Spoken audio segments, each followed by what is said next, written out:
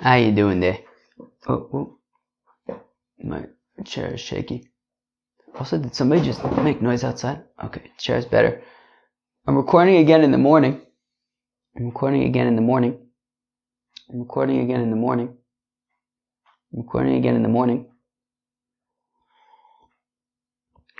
got my coffee.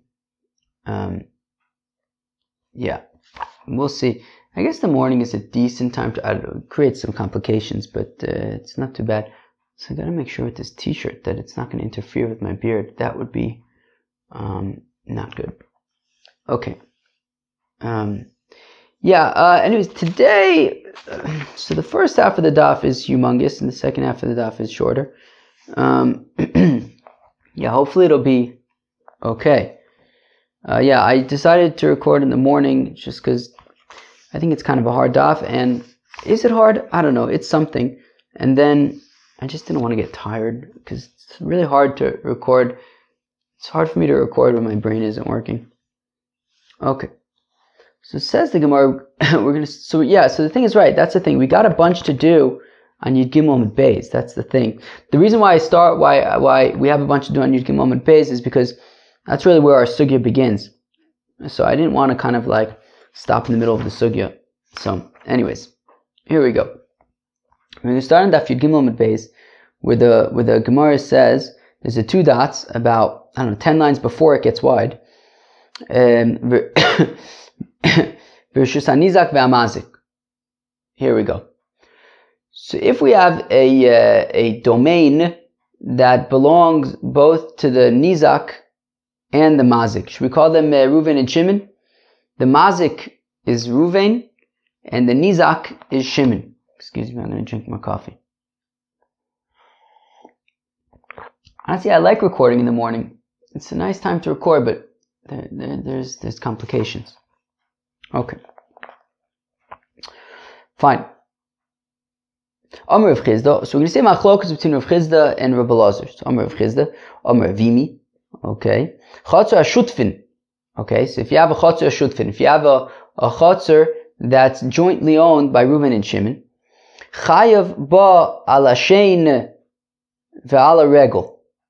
So you can be Chayav for shein and regel. So you have a Chatzor that's jointly owned by Reuven and Shimon, and in there, Reuven's ox causes shein or regel, eats epis, steps on epis. So then, chayiv. V'achi ka'amar, and this is how you have to understand the Mishnah when it says, right? We said chutz l'rishus ha'miyuchedes l'mazik, and also v'rishus ha'nizak v'amazik. So chutz me'rishus ha'miyuchedes l'mazik, the potter. Okay, so when we're talking about nizakin, it's to the exclusion of a rishus that belongs to the mazik, right? So if Reuven, if Shimon's ox walks into Reuven's chutzner, and then Reuven's ox gets upset and kills Shimon's ox, Reuven is potter, because why was Shimon's ox in his chutzner? But v'rishus anizak ve'amazik, however, when it comes to a chutzner that's jointly owned by Reuven and Shimon, kishuchav, what? Kishehezik chav amazik. In that case, however, if Reuven's shore damages, so then Reuven will be chayav if it is a chutzner that is jointly owned. Excuse me, I'm going to drink my coffee.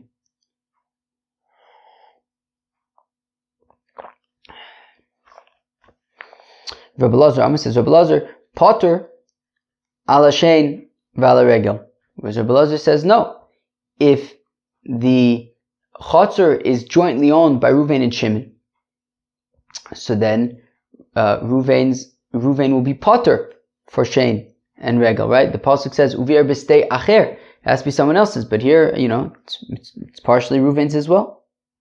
V'achi kamar. And this is how you have to understand the Mishnah. Chutz me'rishus ha'miyuchedes l'mazik. Right? Nizakin payments would be excluded if it is the domain of Reuven, if it's Reuven's chutzner, but also v'rishus ha'nizak ve'amazik nami potter. And if it's jointly owned, Reuven would also be potter. Okay. Uchshehezik chav amazik. When the Mishnah then concludes and says, Kishehezik chava mazik lasuye keren. Comes to include keren, right? We had learned this the other day.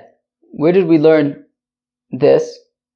Seems like Daf Gimel or something. That well, we're already into BavaKama. We're almost 2 weeks into BavaKama, so we're already in it. We're into Nezikin already. How's it going? So we had said the other day, right? For example, according to Shmuel, who said that shor, right? The first Mishnah, right? Arba ovis Nezikin, ashor arba amav vehever. So Shmuel had said that shor is regel, mave is shein. Then how do we learn our keren? Well, when our Mishnah then reiterates, right, repeats, and says, Shehezik chava mazik, what does it say? Who could tell me what the pasuk says? What the Mishnah says? Who could tell me what the Mishnah says? Shehezik chava mazik l'shalom tashlum nezik b'meitav haaretz. Right? It says verbatim from the first Mishnah. So that repetition is coming to include keren. I remember the first time I heard the word verbatim. Do you remember the first time you heard the word verbatim? I'll tell you, it was Zakent Morasha.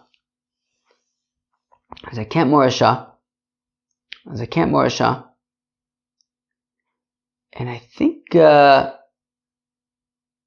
we were in the learning in Kent Morasha. They had like 2 45-minute classes a day of learning, which I think is relatively a lot for kids in summer camp. Anyways, so it was in one of those daily learning things. I think it was maybe Avichai Weintraub was maybe teaching epis about tzitzis. I think the word verbatim came up, and Mickey Reich was very, an old friend of mine, Mickey Reich, he liked that word. And I remember he was very impressed by the word verbatim. And I remember that I believe that was my first time hearing the word verbatim. I didn't know what it meant because I probably wasn't paying attention. But I remember that there was discussion about the word verbatim, which I didn't know what it meant until I was older. Interesting though that, right, the first time verbatim came up was in the context of Gemara, probably Gemara Menachos, and here it's coming up again, verbatim. So Tana shor v'chomile de shor. Where am I? So Chava, where am I? Cheshezik Chava mazik lasuye keren. Oh, so when the Mishnah then goes back and repeats verbatim, Cheshezik Chava mazik, it's coming to include oichit keren. So anicha l'Shmuel. So this makes sense according to Shmuel, who says that shor is regel, mave is shein, and kishehezik chava mazik is keren. El Rav, the Amar Tana shor v'chomile de shor. But according to Rav, who says that when the Mishnah, the first Mishnah says Arba Avos Nezikin Hashor, so shor is all things shor, such as keren, shein, regel. So then what does he learn out from Kishehezik chava mazik? So chava mazik la'asuye mai. So what's coming to include? La'asuye hadutanu rabbanon. To include the following price: Kishehezik chava mazik. Lehavi, it's to include shomachinam, an unpaid custodian, ve'ashoel, a borrower, no say socher, a paid custodian, ve'asocher, and a renter. Sheizika behema bershusan, that an animal damaged in their rishus, in their domain, and we're gonna have to explain what this means. That's what the Gemara is going to proceed to delve into in a second. Tam mishalim chatzi nezek, umud mishalim nezek shalem. So a tam, if it's a short tam, so then it's chatzi nezek. If it's a short muad, then it's nezek shalem. Nifritza balayla, if the wall of the domain got breached at night, or partzua listin, or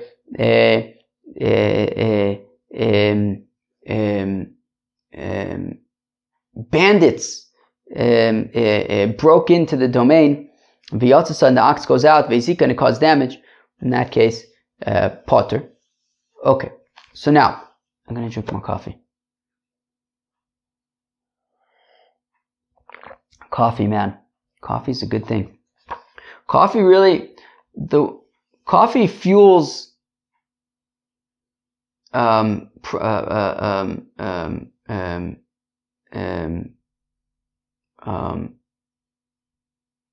what's the word I'm thinking of? I don't know, not progress? I don't think I'm thinking of it. I don't know. Okay.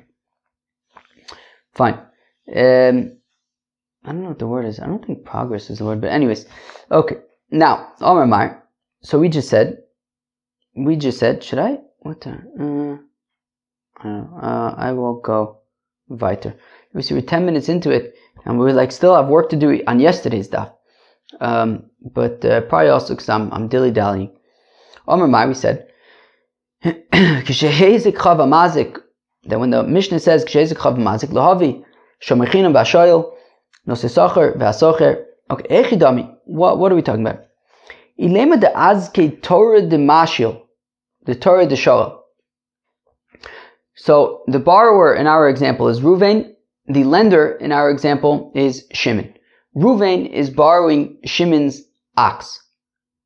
And if we're saying that the situation the situation under discussion is that Shimon, the lender's ox, gored and kills Ruvain's ox, right? So Ruvain has an ox. He also additionally borrowed Shimon's ox.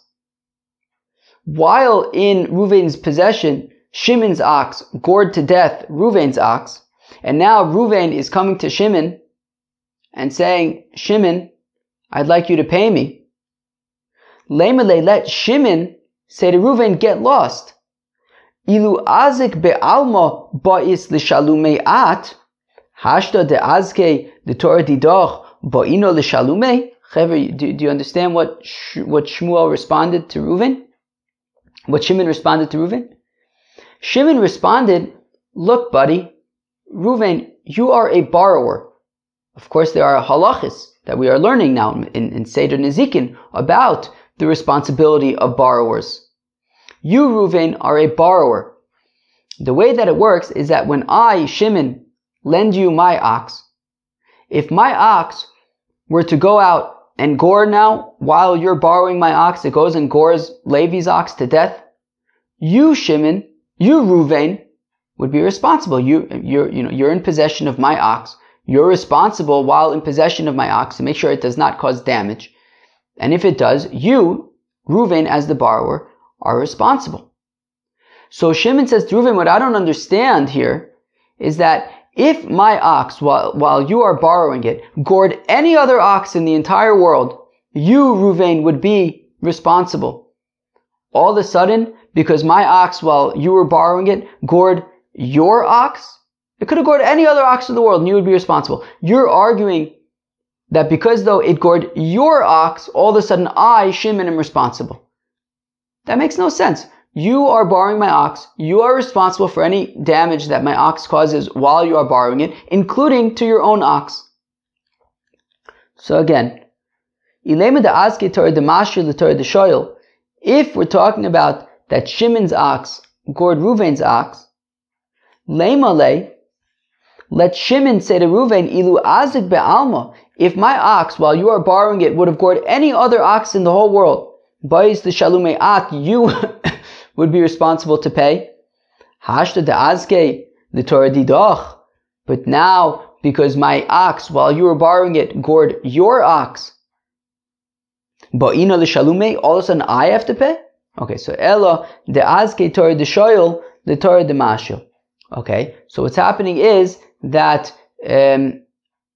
Ruvain's ox gored Shimon's ox, right? So what happened was, Ruvain borrowed Shimon's ox, and while the Ruvain's ox and Shimon's ox were playing together, Ruvain's ox gored Shimon's ox to death. And now Shimon wants Ruvain to pay, right? Shimon now says to Ruvain, hey Ruvain, your ox killed my ox while you were borrowing it. I want you to pay me. But if that's the case, right? Because the Brisa had said that Shimon would be entitled to Chatzi Nezek. Shimon would be entitled to Chatzi Nezek, right? That's what we said, right? If we back up, it says, Chavamazik lasui mai lasui adutan ronik shezik Chavamazik lavi shomachina v'ashel nesisach v'asoch shezika be'ema b'shusan tam meshalim Chatzi Nezek mun meshalim Nezek shalim. So if we're saying that the situation is that Reuven's ox killed Shimon's ox while it was being borrowed, well then, how come Shimon is only able to claim Chatzi Nezek, while Reuven is borrowing Shimon's ox? Reuven is chayiv to pay Shimon if something happens to it. So meaning, if any other ox in the world would have gored Shimon's ox to death, Reuven borrowed Shimon's ox is now dead, Reuven as a borrower is chayiv to pay back Shimon entirely for his ox. Reuven borrowed Shimon's ox. He's responsible that if anything happens to it, Reuven will pay back Shimon. So Reuven would have to pay back Shimon as a borrower, would have to pay back for having borrowed Shimon's ox. It got killed. He has to pay back Shimon for his entire loss of the ox. So if that's the case, why would Shimon only be able to, claim be paid back for half damages? I mean, he lent his ox to Reuven. His ox is now dead. He should be able to get paid back in full. So again, Ela de'azke Torah de'shoyel, the Torah de'mashil. Rather, if we say that Reuven's ox gores Shimon's ox to death, le'melei, let Shimon say to Reuven, why am I only entitled to half damages? Ilu itzak me'alma, if my ox would have gotten damaged from any other ox, Bais l'shalume kule Torah, you would have to pay me back the entire value of my ox as a borrower who borrowed an ox, and now the ox is dead. You have to pay me back in full. Hashta da'azki Torah didoch palganizka hu de mishalem misli. All of a sudden, because the ox that did the damaging was not a random ox, but was your ox, Reuven, all of a sudden you're only on the line for Chatzi Nezek? I deserve full Nezek. So again, so what's the case? Is it talking about where Shimon's ox is goring Reuven's ox? Is it talking about where Reuven's ox is goring Shimon's ox? The Olam, the Azke, Torah de Mashil, the Torah de Shoyel. Okay, so really it's talking about, like we initially suggested, that Shimon's ox gored Reuven's ox to death, and Reuven is now making a claim against Shimon for the money. Now we had said earlier that Shimon would reply, look, Reuven, as the borrower, you're responsible for what my ox does. So again, so we're saying La'olam da'azke Torah da'mashil Torah d'shoyel, that Shimon's ox gored Reuven's ox to death. V'achav ma'askin, here we're talking about shekibel olav shmiras gufo v'kibel olav shmiras nizakov. Wow, do you hear that? So we're saying that Shimon's ox gored Reuven's ox to death. Now Shimon's ox, so we said earlier that Shimon's argument against Reuven would be like, I'm not paying. As a borrower, you're responsible for what my ox does. But the thing is, we're talking about where Reuven only accepted upon himself to guard Shimon's ox from damage, i.e., Reuven says, look, I'm going to borrow your ox. If anything, I will make sure that your ox will stay safe. Nothing will happen to your ox. What he did not accept upon himself was that if your ox makes another ox unsafe, that if your ox causes damage, Reuven did not accept responsibility for that. He says, look, I want to borrow your ox. I don't know if your ox is dangerous. I don't know what your ox is. I will guard it to make sure it does not get hurt. I'm not taking responsibility for if your ox is dangerous and does damage. So that is why, if Shimon's ox now causes damage to Reuven's ox, Reuven makes a claim against Shimon, and he says, Shimon, I never accepted to guard your ox from damaging other things. Your ox now damaged something else. Happens to be my ox. You need to pay.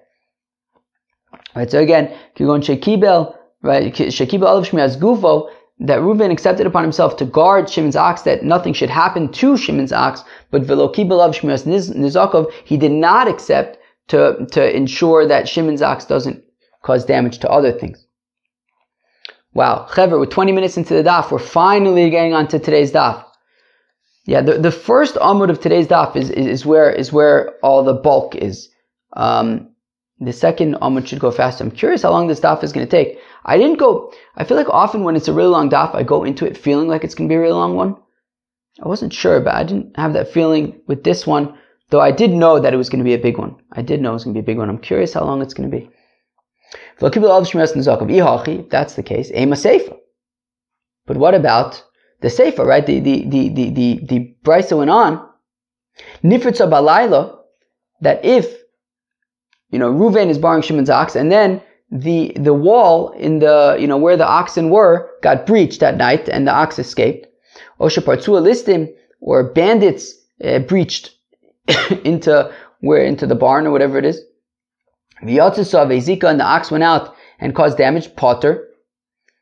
So we say that Reuven is potter. Ha bayom chayiv. We're saying if it was nifetz balayla, he'd be potter, but if it was during the day, Reuven would be chayiv for any damages that Shimon's ox caused while he was borrowing it. But lo kibul alav shmiras nizaka. But I thought we said that Reuven did not accept upon himself to guard Shimon's ox from damaging.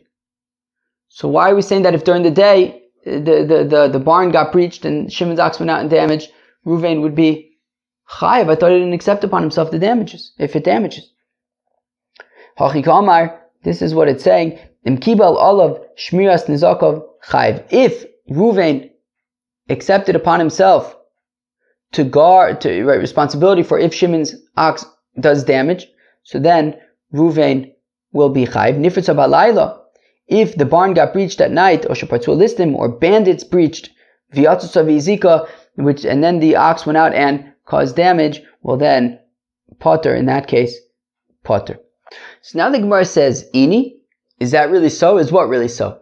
Well, at the beginning of today's daf, or really, I guess technically you could say at the end of yesterday's daf, or not even at the end, towards the end of yesterday's daf, about 20 minutes before the end of yesterday's daf, technically, we saw machlokas between Rav Chizde and Rav Elazar, that if you have a domain, a chotzer that is jointly owned by Reuven and Shimon, and then Reuven's ox, damages with Shein and Regel, so Rav Chizde said that Reuven is chayiv. Rav Elazar said that Reuven is potter. So now, Ini, is it really true, Rav Elazar's opinion, that Reuven would be potter? Vatanu Rav Yosef, but Rav Yosef taught from a brais. Chotzer ashutfim ve'apundik, that a jointly owned chotzer, or a kretschmer is like an inn, chayav boen ala shein v'ala regel. Reuven would be chayav for shein and regel. So there you have it. A brisa in which we're saying that in a chotzer ashutfim, a jointly owned domain, a domain jointly owned by Reuven and Shimon, chayav ala shein v'ala regel. Exactly like Rav Chizda, exactly not like Rav Elazar.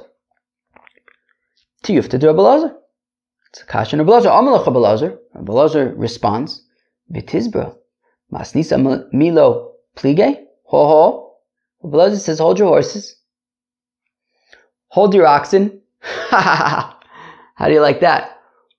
Hold your oxen.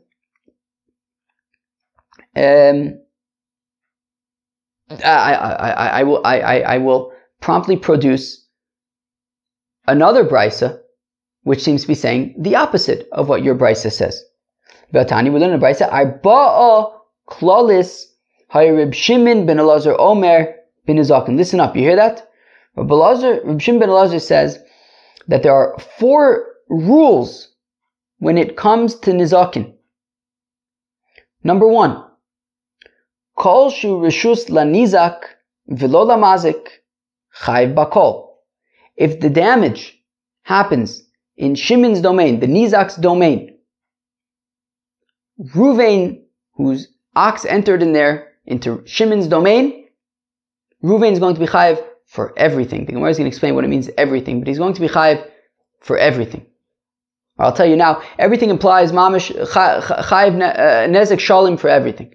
Right? If Reuven's ox goes into Shimon's domain, whether it eats, whether it gores, whether it steps, whatever it does, Ruvain will be chayev nezek shalim.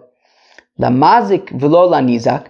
Now, if it's fakert, if Shimon's ox goes into Ruvain's domain, and then Ruvain's ox causes damage to Shimon's ox, or or if Shimon put his fruits there, whatever it is, if Ruvain's ox causes damage to Shimon in some way in Ruvain's own domain, well then, potter we call. He's going to be potter. It's Ruvain's domain. His ox can do whatever he wants at his own home. Laze v'laze. Now, if it is a shared domain, which is the interesting part for us, kigon chatzer ashutfim, for example, a domain that is jointly owned by Reuven and Shimon, ve'abika, or an open field, potter ba ala shein v'ala regel. Then Reuven is potter for shein and regel if it's jointly owned. So there you see that in a jointly owned chatzer, Reuven is potter, like Rabbi Elazar was saying. Now, continues the Brisa, continues Reb Shimon ben Elazar. Ala negicha. Now, if it's a jointly owned chatzer, when it comes to goring, keren, vala negifa, using its body, vala neshicha, biting, vala rbitza, trampling, vala beita, kicking, right? These are all tolados of keren. Tam mishalim chatzi nezek. Short tam is going to pay chatzi nezek. Muad mishalim nezek shalim. If it's a shor muad, then it's nezek shalim. The laze v'lo, if the chatzer belongs to neither one of them, we're going to explain later that what this means is it doesn't belong, meaning lo laze meaning it doesn't belong to both of them. It belongs to one of them. It's Shimon's. It's chatzer anizak. It belongs to Shimon. Kagon chatzer sheina shel shneim. It doesn't belong to both of them. It belongs to Shimon, the nizak. Chayav ba ala shein v'ala regel. So he's going to be chayav. Reuven is going to be chayav for shein and regel. Ala negicha, v'ala neshicha, v'ala negifa, v'ala erbitza, v'ala beita. All of these, keren and tolados of keren. Tam mishalim chatzi nezek, mud mishalim nezek shalim. A tam is going to pay chatzi nezek, mud is going to pay nezek shalim. So the Gemara is going to ask, maybe you picked up on this, the Gemara is going to ask a little bit later, like, wait, the first thing that we said is that if it's a chatzer anizak, so then chayiv bakol, which we said is that even keren would be chayiv nezek shalim, yet over here we're saying that nezek by a short time, keren, we had said initially that in the chatzer anizak, keren by a short time would be nezek shalim, if it's b'chatzer anizak, whereas over here we're saying that b'chatzer anizak would be chatzi nezek, so we're going to have to explain that. But anyways, the Gemara now gets back to its point, which is katanimias chotzer ashutfin ve'abika, that if you have a jointly owned chotzer or an open field, potter ba ala shein v'ala regel, then you are potter for shein and regel. Kasha adadi. So the two brises are conflicting. Rav Yosef's brisa had said that if it's a jointly owned chotzer, chayev for shein and regel. This brisa that Rabbi Elazar just produced says that in a jointly owned chotzer, potter for shein and regel. Chotzer potter. Chotzer potter, potter chotzer. Kitanya, hahi b'chotzer hamyuchedes laze v'laze lepeiris, bein lepeiris, bein lishvarim. That, so the answer is, the way to explain the conflicting brises is that the second brisa that we just quoted from Reb Shimon ben Elazar, where we say that in a joint chotzer potter, it's because it is a chotzer that is entirely jointly owned. It's jointly owned that both Reuven and Shimon can keep their fruits in there. Reuven and Shimon can keep their oxen in there. So therefore it's entirely jointly owned, and Reuven is potter for shein and regel. Ha'id Rav Yosef, when Rav Yosef says that Reuven is chayiv for shein and regel, b'chotzer miuchedes lepeiris ve'ena miuchedes lishvarim. That is talking about where they, both Ruvain and Shimon, have access, can use the chutzner for fruits, but no oxen allowed. Ve'ena miuchedes lishvarim, no oxen allowed.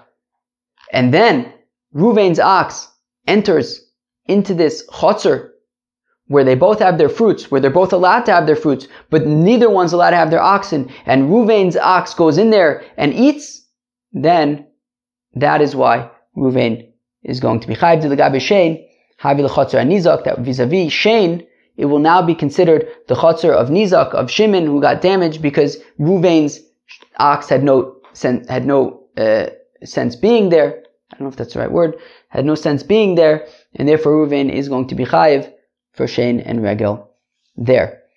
Dekanami dekatane, hacha dumyo depundik, and then sort of the proof for this distinction, that when he's chayiv, it's talking about when they're only allowed, when they jointly own it for fruits, but not for oxen, and when it's potter is when they split it for everything. So dekanami dekatane, hacha dumyo depundik, that when we say chayiv, we compared a chutzner shutvin to a pundik, to a kretschmer. A kretschmer is a place where oxen are not allowed. You ever been to a kretschmer? You ever been to an inn? In an inn, they don't just have, the oxen walking around. It's a place where you can't just have, oxen in the main areas of the inn. So therefore, we say in that case, chayiv. Whereas, vikatani asum tumi debika, whereas in the case where we say potter was similar to an open field where they both have access to, and in that case, potter. Shmamina zeu. Maskifla Reb Zera. Reb Zera asks Akasha, came in the miuchedes lepeiris. So if we're saying that Ruvain is going to be chayiv when there is a chutzner that they're both allowed to use for fruits, but neither of them are allowed to use for their oxen. But since they're both allowed to use the space for the fruits, but we need that it be stay acher, somebody else's domain, but here it's jointly owned. Ruvain's ox went into a place that he had access to for pairs. This isn't that you didn't go into exclusively Shimon's domain. It was jointly owned vis-a-vis pairs. Amar le. So he answers, who's he? I don't know. Amar le Abai. So it answers Abai to Reb Zera, came into Eina miuchedes lishvarim. Yes, but since oxen are not allowed in there, they had no right being in this space, so stay acher karina bay, we can consider it stay acher. Amalei Rav Acha midifti li Ravina, says Rav Acha midifti to Ravina, lema midamasnisa lo plige, amarei nami lo plige. So Rav Acha midifti has a great suggestion. Rav Acha midifti suggests to Ravina, lema, I'm reading it again, midmasnisa lo plige. Well, let's say that just like these two brises don't argue, we had one brisa that said in a jointly owned chutzner chayiv for shein and regel. We have another brisa that says in a jointly owned chutzner potter for shein and regel, and we ended up making shalom. We ended up making peace and saying, well, they're just different scenarios. So why don't we say that the machlokas between Rav Chizda and Rav Elazar actually is not actually a machlokas? They're also talking about two different scenarios. Rav Chizda is talking about, when he says chayiv, is talking about where there was no business for oxen being there. And Rav Elazar, who says potter, is talking about when they both are allowed to use the chutzner for their oxen and their fruits. Samurai nami lo pliga. Let's say that Rav Chizda and Rav Elazar also agree and don't argue. Amalei in. Ravina says take. It's a good suggestion. And if you say that Rav Chizda and Rav Elazar do argue, it's bekusha de Reb Zera u'peruka de Abaye pligi. If you do say that Rav Elazar and Rav Chizda argue, it would be based on the question of Reb Zera and how Abaye answered it. That Reb Zera had asked the one second. Right there, Reb Zera had asked Abaye, I don't understand, even in a situation where the chutzner was jointly owned for fruits, but not for oxen. So we're saying that in that case, Ruvain would be chayiv since his ox had no business there. Reb Zera had challenged that and said, but we need bistei acher. And this isn't Shimon's chotzer exclusively, it's also owned by Ruvain. So therefore, Reb Zera was saying that he should be potter, because it's not bistei acher, and that would be like Rabbi Lazar. And Abaye answered, no, since Ruvain's ox had no business being there, it's considered kistei acher, and therefore he's chayev, and that would be like Rav Chizda. Okay. Gufa, we had said earlier, Arba'a klalis Reb Shimon ben Elazar Omer ben Izakin. Okay. So we had said earlier that Shimon ben Elazar had 4 rules when it comes to damages. Okay, Reb Shimon ben Elazar had 4 rules when it comes to damages. It was Gavaldic rurules. Kol shu rishus la nizak v'lo la mazik. If it's the domain of Shimon and not Ruvain's domain, chayav bakol. Ruvain will be chayav for everything. If his ox goes into Shimon's chotzer and damages, Ruvain is chayav for everything. Al akol lo katan. He doesn't say that he's going to be chayav for each thing. He's going to be chayav for everything. What does that mean? Al chayav bakol for everything. Bechulei nezek for all damage. Money Reb Tarfani, that's Reb Tarfan Damar Mishuna Karim B'Chatzor Nizak Nezek Shalim Mishalim. Meaning, when it says Bakol, meaning if it would say Al Hakol for all the things, okay, so it'd be chayiv for Shane, be chayiv for Regel, be chayiv for Karen, not necessarily Nezek Shalim for Karen, could be Chatzi Nezek, but he's chayiv on all of the things, right? Regel, Shane, Karen. But when we say chayiv Bakol, it means Arasof, it means everything. Karen, Shane, Regel, Karen, everything Nezek Shalim. So here we're talking about where Ruvain's, which means that we're talking about, even it includes a situation where Ruvain's ox goes into Shimon's chotzer. Ruvain's ox is a shor tam. It gores Shimon's ox to death. And we're saying that Ruvain is going to be chayiv Nezek Shalim, even though it's a shor tam. So that is like Reb Tarfin, who says Mishuna Karen b'Chatzor Nizak, that Mishuna Karen means Karen of a short tam, which is sort of uncharacteristic. Right? Mishuna, it's different. It's uncharacteristic of a shore to, gore another shore to death. Now, if it's done it 3 times and it becomes a shor muad, then it becomes characteristic. But so long as it's a short time, it's uncharacteristic. So it says Reb Tarfin that Karen of a short time in the Chatzer, in the domain of Shimon, of the Nizak, well, because this happened in Shimon's own domain, Reuven is going to be Chayiv Nezek Shalim. So let's read that again from the beginning.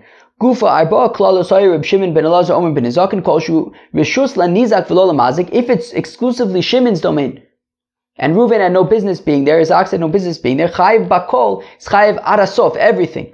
Ala kol lo katani, doesn't say for each thing he's chayiv. Ela chayiv bakol for absolutely everything. Bechulei nezek, all damages. Nezek shalim. Money Reb Tarfani, that's Reb Tarfan to Omar, who says mishuna karen b'chatzor nizak, that karen of a short tam in Shimon's exclusive domain, nezek shalim mishalim. Reuven is going to be chayiv nezek shalim. Reuven is going to be chayiv nezek shalim. Reuven is going to be chayiv nezek shalim. But ema seifa, perfect Gemara. What about if we continue? That Bryce also said lo lazeh v'lo lazeh. Kigon chatzor she'ein shel shneim. Chayiv b'al Hashem b'al regel. Now this was a little bit esoteric, a little bit hard to translate. We're going to need the Gemara now to explain this to us, right? My lo lazeh v'lo lazeh. What does this mean? So again, so ema seifa. If we go weiter in the Bryce, it says lo lazeh v'lo lazeh. I'm not going to explain what that means because the Gemara is about to explain what that means. A chatzor that doesn't belong to both of them. Chayiv ba'al Hashem ba'al regel is chayiv for shein and regel. My lo lazeh v'lo lazeh. What does it mean lo lazeh v'lo lazeh? Ilema lo lazeh v'lo lazeh klal el da'acher. If you say that we're talking about a domain that doesn't belong to either one of them, doesn't belong to Reuven or Shimon. Well, if it doesn't belong to either one of them, well then why would he be chayiv for Shein and Regel vis-a-vis Shimon? It needs to be Shimon's domain. Reuven is going to be chayiv if it's in Shimon's domain, not if it's in Levi's domain. He's not going to be chayiv to pay Shimon. So ela pshita lo laze v'lo laze ela dechad. So rather it must be, no, it doesn't belong to Reuven, it belongs to Shimon. So we're talking about chatzor anizak. So we're talking about that Reuven sure did damage in Shimon's domain, and yet the Katani Seifa, it says that in that case, Tam Mishalim Chatzi Nezek, Umud Mishalim Nezek Shalim. Also under Rabbanon. Well, and we're saying at the end of the Brisa that in that case, when it's Shimon's domain exclusively, and then Reuven, his ox, gores Shimon's ox to death. So Reuven's ox gores Shimon's ox to death. Reuven's going to be chayav Chatzi Nezek, even though it's in Shimon's exclusive domain. So on the Rabbanan, that's like the rabbis, the Amri that they say, Mishuna Karen b'chatzor anizak Chatzi Nezek u'd mishalim, that a short tam that gores in a domain that's exclusively Shimon's, since it's a short tam, will be Chatzi Nezek. So Reisha Reb Tarfon b'Sefer Rabbanon.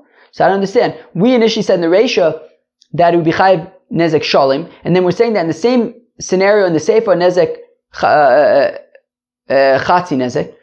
So we're saying that the Reisha is Reb Tarfon and the Sefer is the Rabbanon. In Yo, the Amar Le Shmuel Reb Yehuda. Shmuel says to Reb Yehuda, Shinin, a sharp fellow, Shvok Masnisin B'Soa Basoi. Stop trying to figure out this brisa who says what. Just go say like me, Reish Reb Tarfon v'Sefer Rabbanon. Wait, I'm sorry. Stop trying to make the brisa like consistent and all be like one person. No, go like me, Reish Reb Tarfon v'Sefer Rabbanon. That it's not the brisa isn't all just one opinion. The Reish is Reb Tarfon and the Sefer is the Rabbanon. Ravina Mishmei the Rava Amar says Ravina the name of Rava Kula Reb Tarfon. The entire brisa take is Reb Tarfon. Okay, so if that's the case, then how do we explain the Seifa where we say that in Shimon's exclusive domain it would be Chatzi Nezek? I thought Reb Tarfon says Nezek Shalim. Umay lo laze v'lo laze. So what's the last scenario in that brisa where we say that there's Chatzi Nezek? Lo laze v'lo laze lepeiris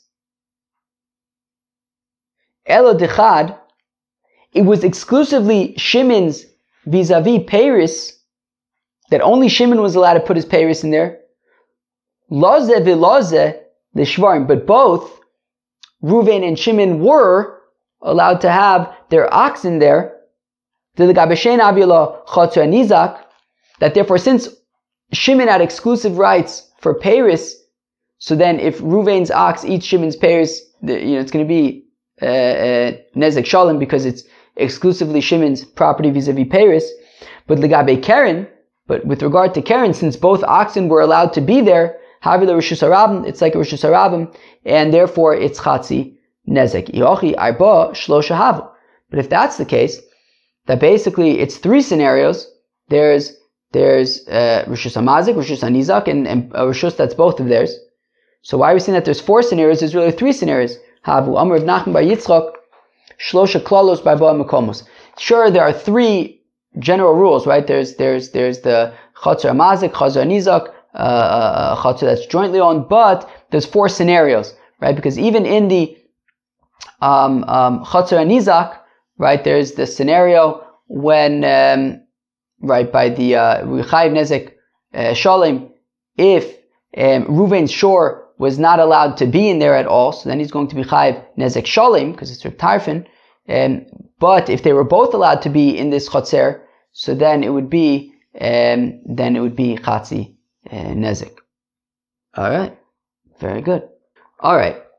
So, as I had said, that I think that the first Amud of today's daf is really where the bulk of the Amud lies.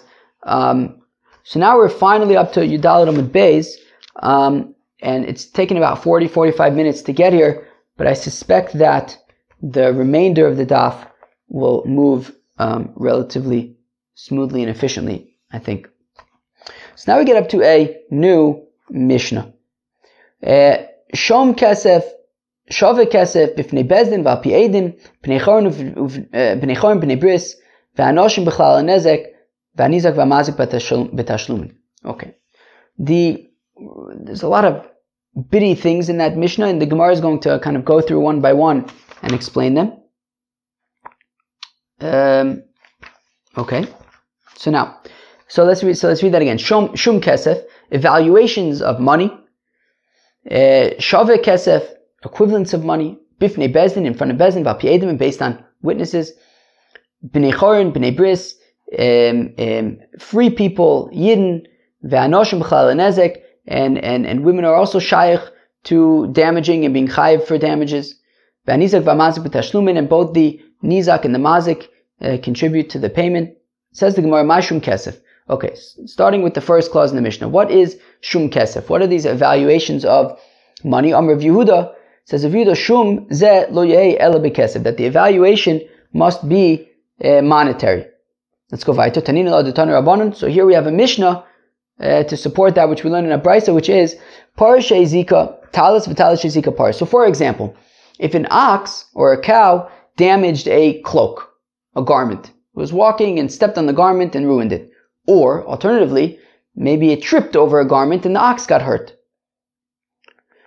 Right, so para shezika talis, talis shezika para, ein omrim teitze para vitalis bipara. We don't say, well, okay, there was a garment and an ox, well, let's just make a swap. Okay, if it's the, if it's the, basically, wait, now I just kind of confused. What does Rashi say? In omim tetzi par b'talis yitol sapara shezika taliso. Yeah, exactly. Right. So meaning, we don't say, well, Ruvain's cow stepped on Shimon's talis. Well, Shimon's talis is ruined. Your ox damaged my talis. Give me your ox. No, it doesn't work like that. We evaluate the value of the garment that was damaged, and that is the amount of value that Shimon is owed for his damaged cloak, right? We don't just say, well, your ox damaged my cloak, give me your ox. No, it doesn't work like that. Elishamin osa bedamim, we evaluate the financial value of the damage that was caused to the garment, and then and that is what Shimon is owed. Shave kesef, the Tana Rabbanan that we learn in a brayse, Shave kesef melamed she'im bezdin is kokin ella l'nechasum she'shloin achrayis. Very interesting. The Gemara wants to argue that damages can only be paid from real estate, from property. Right? Okay. So again, the Tana Rabbanan, the Rabbi start, Shave kesef, equivalents of money. Melamed she'im bezdin is kokin, that bezdin only collects el nechasum she'shloim achrayis from real estate, from property. But at the same time, if Shimon went and grabbed some movable objects, movable items, Bezdin govin lo man, so Bezdin would say, okay, fine, you already grabbed them, you can keep them as your payment. Amar Mai, we said, Shave kesef melamed she'im bezdin is koken el nechasim she'shloim achrayis. So we just said that the equivalence of money, so it means that Bezdin only collects from real estate, from property. My mashma. How does Shave kesef imply real estate? Amar Rabba bar Ula, Dover Ashave kol kesef. Something that is worth whatever you pay for it. Ma'niu davar she'ein lo ona. And what is something that's worth whatever you pay for it? Something that doesn't have ona, right? Ona is overcharging, or I think undercharging as well, right? But for example, if you buy epis, I don't know, a hammer. You buy a hammer, and the hammer costs, I don't know, how much does a hammer cost? Maybe let's use a different example. You buy a chair, plastic chair. How much could a plastic chair cost? I don't know. Maybe let's get a different example. What do I know how much it costs? Soup. I know how much soup costs. Soup, well, I don't know what it actually costs. I know what I pay for it. Soup at Alma Soups, if you get a lentil soup, it costs 20 shekels. 20 shekels for lentil soup. Let's assume that that's a fair price. So if they charge 50 shekels for lentil soup, that's what's called ona. That's what's called overcharging, and you're not allowed to do that. Real estate, however, pay whatever you want, whatever somebody's willing to pay for it is what that's acceptable, right? There's no objective value for real estate that you cannot overcharge. So therefore, when we're saying that shaveh kesef means davar shaveh kol kesef, something that is worth whatever is paid, that there's no ona, and therefore that's a reference to real estate. But avodim v'shtar is nami in lo ona, but real estate is not the only thing that does not have ona. In eved, right? In eved, whatever you pay for the eved is what is paid. There's no objective value. Also for documents, right? If somebody wants to purchase the rights to collect a document, or to the value of a document, so that also does not have ona. So that's not exclusively real estate. Elo amaraba parula davra nikne bekesef. Something that is acquired with kesef, right? Of course, metaltlin is nikne b'meshicha, not with kesef, but real estate can be purchased with money, as we learned in Masechta Kiddushin. But avodim v'shtaris nami nikne bekesef. But again, it's not exclusive to real estate. Avodim and shtaris also can be acquired with kesef. So Elamar of Ashi shaveh kesef v'lo kesef v'anikulu kesef ninu. Yes, but says Rav Ashi, we're talking about equivalents of money. For example, real estate. Something like an eved or a shtar is metaltlin, it's movable, and therefore it's considered like money rather than real estate. So, right, like we learned the other day that, you can take something and move it around from different places, and in some places, people will be able to pay different amounts. And, something that's considered not valuable here could be considered valuable somewhere else, and it can be used like something you can move around and I guess get value from. I guess it's more considered like money than real estate, which is stationary in one place and is not used like money. Okay, Rav Yehuda bar Chinana l'Rav Huna breder Rav Yoshua, but Tana shaveh kesef l'amid she'ein bezdin nizchakin ela nechasim sheshlam achrayos. So we just said that from shaveh kesef it teaches that bezdin collects only from real estate, but v'atanya, maybe everybody was thinking this, we've learned yoshev l'rabo shaveh kesef afilu subin. They can even collect from bran. So why are you saying that you can only collect from real estate? You can even collect from bran. So achab ma'yaskin b'yasme. Now, when we're saying that you can only collect from real estate, we're talking about orphans. We're talking about heirs. Now, of course, if a Baal Chov wants to collect from the orphans, from the heirs, the Baal Chov can only collect from karka, can only collect from real estate, not from bran. Ibiyasme, but if we're talking about the orphans, ema seifa. What about the seifa? Im kodam nizak v'tofas mitaltlin. We said, but if the nizak went and grabbed mitaltlin, bezdin govel lo me'en. Bezdin says, okay, you can keep it. But ibi yasme, amai bezdin govel lo me'en. But if we're talking about the orphans, why does the bezdin say you can keep it? You can't collect from the mitaltlin of the orphans. So Kedam Rava, it's like Rava, Amar of Nachim, Shetofas, Mechayim, that is talking about when he grabbed it when the father was still alive, Achanaim, Shetofas, Mechayim. Here also, it's talking about where the Baal Chov collected these metaltalim while the father was still alive, and that's why he can keep it. Okay, fine, friends. That was Daf Yudal of Masechta BavaKama. Yeah, you see, so like the first Amud took like 45 minutes, the second Amud took less than 10 minutes.